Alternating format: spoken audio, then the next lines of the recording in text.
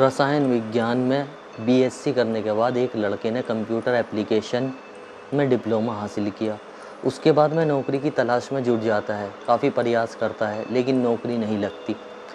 आखिरकार वह अपने घर से गांव से बहुत दूर लगभग 189 किलोमीटर दूर एक गांव में पहुंच जाता है। वहां जाता है और वह जाने के बाद वहां पर नौकरी की तलाश में जुट जाता है। आखिरकार उसको नौकरी मिल जाती है, लेकिन खेतों पर काम करना था, यानी खेती का उसे नौकरी का काम मिल जाता है। 7,000 रुपये प्रति महीने के हिसाब से वह खेतों पर जब काम करता है पूरी लगन पूरी ईमानदारी के साथ, तो उन्हीं खेतों पर एक महिला भी नौकरी करती थी, काम करती थी। उस महिला से बड़ी नज़दीकियाँ बढ़ जाती है, दोस्ती हो जाती है। दोस्ती कुछ इतनी गहरी हो जाती है कि उससे शारीरिक संबंध भी बनने लगते हैं। एक दिन जब उसके साथ शारीरिक संबंध बना रहा था, उससे बातचीत कर रहा था और बातचीत करते करते कहता है कि देखो, तुम्हें कितनी हैरानी होगी कि मेरी बेबी कि मैं अपनी पत्नी के साथ पिछले 5 साल से नहीं सोया, और इससे भी बड़ी हैरानी इस बात की है कि उसकी 3 साल की एक बेटी भी है। जब ये बात उस नौकरानी ने सुनी तो उसको भी बड़ा आश्चर्य हुआ। उसने कहा कि तुमने जानने की कोशिश नहीं की या तुम्हारी बेटी किसकी है? वो कहता है कि बस उन सबसे पीछा छुड़ाने के बाद मैं चाहता हूँ कि तुम्हारे साथ एक नए तरीके से ज़िंदगी की शुरुआत की जाए और ज़िंदगी जी जाए। बस इतना था। उस महिला ने जब ये बात सुनी, जब उस महिला ने पुलिस को अपने बयान दिए थे, तो लोगों को यकीन नहीं हो रहा था कि उसके मन में आखिरकार ये सब क्या चल रहा है, आगे जो होता है उसकी किसी ने कल्पना भी नहीं की थी। इतना भयानक होता है कि एक के बाद एक 5 कत्ल हो जाते हैं, और वह भी एक दिन में नहीं, कई दिन लग जाते हैं कत्ल में। और जब इस घटनाक्रम का खुलासा होता है तो लोगों को वाकई आश्चर्य हो रहा था कि एक पढ़ा लिखा नौकर जिसको नौकरी नहीं मिलती है, वह नौकरी कर रहा था, मजदूरी कर रहा था, लेकिन जो उसने घटनाक्रम को अंजाम दिया वो वाकई बहुत भयानक होता है। ना केवल कत्ल करता है बल्कि अपनी ही बेटी के साथ बलात्कार भी करता है। सलाम है आप सभी देखने वालों को, मैं मोहम्मद दानिश। आज की जो सच्ची घटना आप सुनने जा रहे हैं, यह सच्ची घटना है। केरल प्रदेश के ज़िला पलक्कड़ का एक थाना लगता है पटाम्बी, और पटाम्बी थाना क्षेत्र का एक गांव लगता है अमापुर। बात कर रहा हूँ 21 जुलाई 2008 की। यह बात एक महिला जिसका नाम सफ़ीना होता है, और सफ़ीना अपने घर से बाहर निकलती है, और जब जा रही थी तो अपने ही नौकर के घर पर उसकी नज़र पड़ जाती है। तो उसके घर के जो नौकर था उसके घर का बाहर से ताला लगा हुआ था, इसलिए वो जाती है, अपने काम करके वापस लौट कर आ जाती है, क्योंकि कई काम ऐसे थे जो सफ़ीना को खुद करने पड़ रहे थे। वापस आती है, अगला दिन निकलता है, यानी कि 22 जुलाई 2008 की यह बात है। आखिरकार फिर से उसे रास्ते से गुज़रना था जो रशीद का मकान है। रशीद के मकान में ही उसका जो नौकर है रेजी कुमार उर्फ रेजी, जो यहाँ किराए पर रहता है। फिर से दरवाज़ा बंद था, वो चली जाती है। कोई दिक्कत नहीं, कोई परेशानी नहीं। ठीक तीसरे दिन भी उसको घर से निकलना था। जब घर से निकल के जा रही थी तो उसने देखा कि रशीद के जो मकान में उसका घर का नौकर किराए पर रह रहा था। घर का जो मुख्य द्वार था उस पर जो अब तक ताला लगा हुआ था वो बाहर से खुला हुआ है, लेकिन उसने जब जाकर बार बार उसको खटखटाया, उसको आवाज़ लगातार उसने आवाज़ लगानी शुरू की, तो सफ़ीना की उस आवाज़ पर कोई रिस्पॉन्स नहीं आ रहा था। वो गुस्से में तमतमाई हुई सीधा अपने शौहर के पास जाती है अबू बकर के पास, और जाकर कहती है, देखो तुम्हारे नौकर के कितने भाव बढ़ गए हैं। मैंने कितनी बार उसको आवाज़ लगाई, जो आज आया हुआ है, लेकिन दरवाज़ा नहीं खोल रहा है। तुम्हें जाकर देखना चाहिए कि सफ़ीना बात अबू बकर ने सुनी। अबू बकर सीधा वहाँ जाता है और उस दरवाज़े को लगातार खोलने की कोशिश कर रहा था, आवाज़ लगा रहा था, लेकिन अंदर से किसी तरह का कोई रिस्पॉन्स नहीं आ रहा था, कोई जवाब नहीं आ रहा था। उससे गुस्सा आ जाता है। वो आसपास के लोगों को बुलाता है और बुलाकर कहता है कि देखो, इस नौकर के कितने नखरे बढ़ गए हैं। 2-3 दिन से गायब चल रहा था, अब आया है तो दरवाज़ा नहीं खोल रहा, कोई बच्चा तक नहीं बोल रहा है इसके अंदर। अब ऐसे करते करते जो आसपास के लोग थे वो वो भी इकट्ठा हो जाते हैं और इकट्ठा होते होते जब संख्या लगातार लोगों की बढ़ रही थी, तभी किसी ने पुलिस को फ़ोन कर दिया और फ़ोन कर दिया। पुलिस यानी कि जहाँ यहाँ की जो पटामली थाना पुलिस थी वो मौके पर पहुँच जाती है और मौके पर आने के बाद फिर पूछा जाता है कि क्या मामला है, तो बताया जाता है कि साहब देखो दरवाज़ा नहीं खुल रहा है, अंदर से सब के सब पूरी फैमिली अंदर ही है। जब यह बात कही जाती है तो पुलिस ने अपनी देखरेख और गांव के ज़िम्मेदार लोगों के साथ मिलकर आखिरकार उस दरवाज़े को खुलवाया जाता है। और जब दरवाज़ा खुलता है तो पुलिस ने भी कल्पना नहीं की थी और गांव वालों ने भी कल्पना नहीं की थी। दरअसल घर के अंदर 2 लाशें मिल जाती हैं। एक लाश उसकी सबसे बड़ी वाली बेटी की होती है, जिसकी उम्र लगभग 12 साल के आसपास, और एक लाश होती है उसकी दूसरी वाली बेटी की, जिसकी उम्र लगभग 9 साल के आसपास है।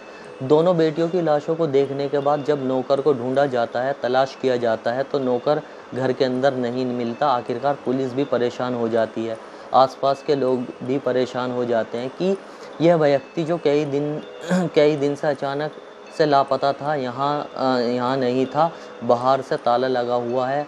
अब यह बाहर से ताला खुला हुआ है, यह है तो है क्या मामला है। पुलिस अब इन दोनों बच्चों की लाशों को कब्ज़े में लेती है और कब्ज़े में लेने के बाद आखिरकार पोस्टमार्टम के लिए भेज दिया।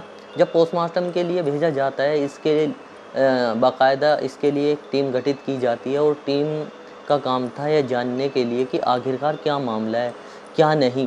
तो यह पता चलता है कि जो इसमें रहने वाला व्यक्ति जो पलक्कड़ जो ज़िला है केरल का, वहाँ से लगभग 189 किलोमीटर दूर एक कोटायम ज़िला लगता है, उसकी जगह लगती है पाली, जो वहाँ का निवासी होता है। एक टीम पाली भेजी जाती है यहाँ पता करने के लिए कि यहाँ पर रेजी उर्फ रेजी आया हुआ है या नहीं। जब वहाँ पता किया जाता है तो कहते हैं कि यहाँ तो वो नहीं आया है। आखिरकार फिर इस मामले की अखबारों में खबर प्रकाशित होना शुरू हो जाती है। अब अखबारों में खबर प्रकाशित होती है तो पुलिस की जो टीम थी वो जो जांच पड़ताल करने के लिए जाती है। ये जो दोनों बच्चियां हैं वो एक सेंट जोसेफ यूपीएस स्कूल में पढ़ते हैं और फिर वहाँ की प्रिंसिपल साहब से मिलने के लिए पुलिस की टीम जाती है और पूछा जाता है कि जो 2 बच्ची हैं जिनकी लाशें मिली हैं, एक 9 साल और एक 12 साल के जो बच्चे हैं, आखिरकार उनके घर में क्या है, क्या बात है।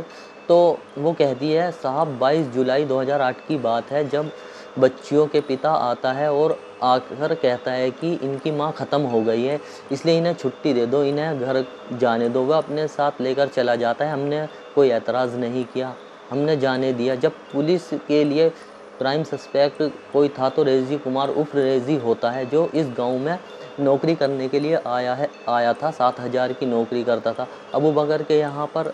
और सफ़ीना ने सबसे पहले उस दरवाजे को देखा था जो पहले बंद था। बाद में वो दरवाज़ा बाहर से खुला होता है, लेकिन बाद में वो अंदर से बंद था। आखिरकार पूरा मामला क्या है, पुलिस मामले की जांच पड़ताल में जुट जाती है। लेकिन पुलिस के लिए सबसे हैरान करने वाली बात यह होती है, जब पोस्टमार्टम रिपोर्ट आती है 9 साल की बच्ची का गला दबाकर हत्या की जाती है। लेकिन जो 12 साल की लड़की थी, न केवल उसका गला दबाया जाता है बल्कि उसका बलात्कार भी किया जाता है। बलात्कार के बाद उसकी हत्या की जाती है। जब इस मामले की जांच पड़ताल और आगे बढ़ती है तो पुलिस के लिए और गांव वालों के लिए एक ही और बड़ी बात हो जाती है कि इसकी पत्नी जो दिखाई नहीं दे रही है, उसका एक छोटा बेटा है जो 10 साल का है, वो भी दिखाई नहीं दे रहा है, और एक 3 साल की बेटी है, वो भी नहीं दिखाई दे रही है। 2 की लाश मिल जाती है, 3 कहाँ गए हैं, इसके बारे में जब आसपास के लोगों से पूछताछ की जाती है, जहाँ जहाँ इनका संपर्क था, जहाँ जहाँ इनकी बातचीत होती थी, तभी किसी ने कानाफूसी कर दी और कहा कि जो बेबी है वो भी एक नौकरानी है और खेतों पर काम करती है। पुलिस ने कहा कि आपको उससे बातचीत करनी चाहिए। गांव के एक व्यक्ति के साथ उस महिला का उठना बैठना था और उसी व्यक्ति ने जब हल्की सी कानाफूसी की तो पुलिस उस महिला के पास जाती है। उससे पूछा जाता है कि क्या मामला है, क्या तुम जानती हो। वो कहती है कि हाँ जी, हम दोनों दिन में 10 से 15 बार फ़ोन पर बातचीत ज़रूर करते हैं और उसके साथ उसके ऐसे संबंध हैं जैसे किसी पत्नी के साथ संबंध होते हैं, और वह काफ़ी समय से एक दूसरे से प्यार भी करते हैं, लेकिन वो कहाँ हैं, किस हाल में है, उसे कोई जानकारी नहीं है। उसने बहुत सारी बात बताई यह बात और बात यह भी बताई कि जब उसने पत्नी के साथ पिछले 5 साल से वैवाहिक संबंध नहीं बनाए हैं, वो अपनी पत्नी के साथ कभी सोता नहीं था। लेकिन जो छोटी वाली बेटी थी वो 3 साल की थी, तो इसलिए उसके साथ उसको लगता है कि उसकी बेटी नहीं है बल्कि किसी और की बेटी है, इसलिए वो उखड़ा उखड़ा रहता था और उससे ज़्यादा उखड़ा रहता था। वो पढ़ा लिखा था, उसने बीएससी की हुई थी, साथ ही कंप्यूटर एप्लीकेशन में उसने डिप्लोमा हासिल किया था। नौकरी लगी नहीं थी, इसलिए वह थोड़ा सा उदास रहता था। यह बात पुलिस सुनती है तो पुलिस अब बहुत तेज़ी के साथ उस महिला को, यानी कि उसकी पत्नी जो लीसी होती है, उसको भी तलाश करना शुरू कर देती है और जो उसका 10 साल का बेटा होता है और 3 साल की जो बेटी होती है उसकी भी तलाश करने की पुलिस कोशिश कर रही थी। अब एक दिन और बीत जाता है। ये 23 अप्रैल को उन 2 बेटियों की लाश मिल जाती है। 23 तारीख, 24 तारीख और 25 तारीख की यह बात है। कुछ लोग जब खेत की तरफ जा रहे थे तो उन्हें कुछ अजीब सी दुर्गंध आ रही थी। जब दुर्गंध आ रही थी तो उन्होंने पुलिस को सूचना दी कि जंगल में खेतों की तरफ से कुछ दुर्गंध आ रही है, आपको देखना चाहिए। वह वहाँ जाकर के देखते हैं तो झाड़ियों के अंदर आखिरकार 2 लाशें मिल जाती हैं। उस नौकर की, जो रेजी कुमार उर्फ रेजी होता है, उसका 10 साल के बेटे की लाश मिल जाती है और उसके 3 साल के बेटे की लाश मिल जाती है। आखिरकार पुलिस ने उन लाशों को कब्जे में लिया और पोस्टमार्टम के लिए भेजा। उधर पोस्टमार्टम शुरू हो जाता है। साथ ही जो लीसी थी, उसकी बीवी थी, उसको भी तलाश करना शुरू कर देते हैं। तो पता चलता है कि जब खोजी कुत्ते बुलाए जाते हैं तो उन्होंने जब तलाश करना शुरू किया तो जो सेफ्टी टैंक था शौचालय का, उस सेफ्टी टैंक के अंदर से अजीब सी दुर्गंध आ रही थी। लेकिन उस दुर्गंध की और लोगों को पता नहीं चलता, लेकिन शायद डॉग की वजह से पता चल जाता है। जब उसके स्लैब हटाए जाते हैं तो एक और लाश मिल जाती है, यानी कि अब तक 4 बच्चों की लाश मिल चुकी थी। पत्नी की लाश जो थी वो सेफ्टी टैंक के अंदर थी। अब इनकी हत्या क्यों हुई थी, किस लिए की है, पुलिस को इन सवाल के जवाब ढूंढने थे। पुलिस इन सवालों का जवाब जानना चाहती थी। गांव के जितने भी लोगों से पूछताछ कर रही थी, पुलिस के जितने उसके फोरेंसिक सबूत इकट्ठा करने की कोशिश की और जो भी लैब में जांच के लिए सबूत भेजे गए थे, और वहाँ से जब रिपोर्ट आती है तो चौंकाने वाली रिपोर्ट आती है। उस रिपोर्ट से यह पता चलता है कि जैसे ये रेजी था वो गायब था। आखिरकार उस मुखबिर के माध्यम से सूचना मिलती है कि गांधीनगर पुलिस स्टेशन लगता है और पुलिस स्टेशन के पास जो बस स्टैंड है वहाँ रेजी कुमार को देखा गया है, क्योंकि उसके फ़ोटो अखबारों में लगातार छप रहे थे। वहाँ लोकल में लगातार न्यूज़ चल रही थी। लोकल में लोग लगातार उसके बारे में चर्चाएं कर रहे थे और किसी ने कहा कि वह गांधीनगर पुलिस स्टेशन के पास खड़ा हुआ है। पुलिस ने उसकी घेराबंदी की और घेराबंदी करने के बाद आखिरकार उसको गिरफ्तार कर लिया, हिरासत में ले लिया। अब उससे पूछताछ की जाती है और जांच पड़ताल की जाती है, उसकी भी होती है। और जो फोरेंसिक लैब ने जो भी भेजी गई थी रिपोर्ट, जांच पड़ताल, जब उससे मिलान किया जाता है तो पता चलता है कि उसी ने अपनी बेटी का बलात्कार किया था। अब उस बलात्कार के बाद जब उससे पूछा जाता है कि तुमने क्यों हत्या की, कब की, कैसे की, वह बात निकल के आती है कि सबसे छोटी वाली बेटी को लेकर उसे शक होता है, इसलिए उसका झुकाव था कि वह नौकरानी की तरफ था, पत्नी की तरफ कम था। अब पुलिस ने जब उससे पूछताछ की, तुमने कत्ल कैसे किया, क्या नहीं तरीका था, तो उसने जब बताना शुरू किया तो बताता है कि 8 जुलाई 2008 की रात लगभग 11:30 बजे के आसपास का वक्त हो रहा था। अपनी पत्नी से शायद वह यह बात पूछने की कोशिश कर रहा था कि यह छोटी वाली बेटी किसकी है। इस बात को देखते हुए कहासुनी शुरू हो जाती है। कहासुनी कुछ ज़्यादा बढ़ जाती है। वह अपनी पत्नी का गला दबाता है और उसकी हत्या कर देता है। हत्या करने के बाद आखिरकार उस लाश को कहाँ छुपाए, इसलिए अपने घर के ही अंदर बने हुए शौचालय के अंदर उस लाश को डाल देता है और उसे बिल्कुल पूरी तरह से अच्छे से पैक कर देता है, ताकि अंदर से किसी तरह की कोई दुर्गंध बाहर ना निकल आए। उसके बाद फिर वह एक दिन बीत जाता है। 8 तारीख की घटना को अंजाम देता है। रात 11:30 बजे के आसपास 9, 10 और 11, 12, 13 तारीख आ जाती है। 13 तारीख की सुबह 4 बजे के आसपास बात थी। उसने अपनी उस छोटी बेटी को मारा जिससे वह बेइंतहा नफ़रत करता था, जो 3 साल की थी। उसको लेकर उसे लगता था कि यह उसकी बेटी नहीं है। जब उसने वह कत्ल कर रहा था, जब उसको मार रहा था, तो बड़ी बेटी भी अचानक से जाग जाती है। जब ये देखता है बेटा भी, तो पिता का गुस्सा और बढ़ जाता है, क्योंकि बात खुल जाएगी, इसलिए उसने बेटे को भी मौत के घाट उतार दिया। अब पहले 8 जुलाई को वो अपनी पत्नी को मारता है, 13 जुलाई को अपने बेटे को और सबसे छोटी वाली बेटी को मारता है। और जो आगे तारीख बढ़ रही थी, और यह तारीख थी 23 जुलाई 2008 सुबह लगभग 3 बजे के आसपास। उन बेटियों को एक दिन पहले वो सेंट जोसेफ यूपीएस स्कूल से लेकर आया था, ये कहते कि घर में कैजुअलिटी हो चुकी है। वह अब अपनी बेटी को लेकर आता है। जब सुबह के 3 बज रहे थे, तब उसने अपनी 12 साल की बेटी को उठाया, और जैसे ही उसने उठाया तो उसके देखते ही उसकी नीयत खराब हो जाती है। अपनी ही बेटी के साथ बलात्कार करता है। बेटी इस बात का विरोध भी नहीं कर पाती, तो कैसे कर पाती? आखिर बाप था, वह अच्छा कर रहा था या बुरा कर रहा था, जो कुछ उसे समझ नहीं आ रहा था। और उसने अपनी बेटी के बलात्कार के बाद उसकी गला घोंटकर उसकी हत्या कर देता है। उस बेटी की हत्या करता है। एक और बेटी थी जो 9 साल की, उसकी जब आँख खुल जाती है, अपने पिता को कुछ गंदी हरकत करते हुए देख लेती है।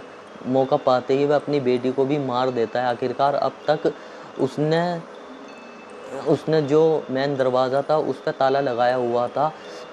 वो जब इस घटनाक्रम का अंजाम देता है, तो अंदर से दरवाज़ा बंद करके और किसी तरह से रास्ते में टाइल्स वगैरह हटा के बताता है कि जो चांद छप्पर से बना हुआ था, हटा के आराम से वहाँ से निकल जाता है, ताकि किसी को खबर ना लगे, और वह वहाँ से दूर चला जाता है। लेकिन पुलिस ने जब पूरे कड़ियों को जोड़ा, सबूत इकट्ठा किए, सबूत इकट्ठा करने के बाद, एक चीज़ को जोड़ने के बाद मामला ये अदालत पहुंचता है, तो पता चलता है कि साल 2010 के आसपास की बात है। निचली अदालत से इस रेजी कुमार उर्फ रेजी को सजाए मौत का हुक्म सुनाया जाता है, और कहा जाता है कि इसे तब तक फांसी के फंदे पर लटकाया जाए जब तक कि इसके प्राण ना निकल जाएं। अब ये इस व्यक्ति ने अपील किया कि अपील करता है, तो केरल के हाई कोर्ट में, तो वहाँ की निचली अदालत का जो फैसला था 14 नवंबर 2014 को, यह कहा जाता है कि जो निचली अदालत का फैसला है उसको बरकरार रखा जाए। यह सबूत ही दुर्लभ केस की विलंबता है। केस को refer of the test case है। कोई ऐसा नहीं कर सकता, अपने बच्चों को मार देगा, यानी पत्नी को मारेगा, अपनी ही बेटी का बलात्कार भी करेगा, इसलिए इसको जीने का कोई अधिकार नहीं है। मामला और आगे बढ़ता है, और आगे बढ़ते बढ़ते लगातार कई साल बीत जाते हैं। तो वह तारीख आती है 22 अप्रैल 2025 की तारीख। आखिरकार पूरा मामले की सुनवाई की जाती है, और मामले की सुनवाई करने के बाद जो बचाव पक्ष का वकील होता है, वह कहता है कि पूर्व में इस व्यक्ति ने कोई अपराध ही नहीं किया था, इसका कोई आपराधिक इतिहास नहीं है, मनोस्थिति इसकी ठीक नहीं है, और आप देख सकते हैं पिछले 16 या 17 सालों में उसकी कोई भी ऐसा अपराध नहीं किया है कि किसी को कोई नुकसान नहीं पहुंचाया है।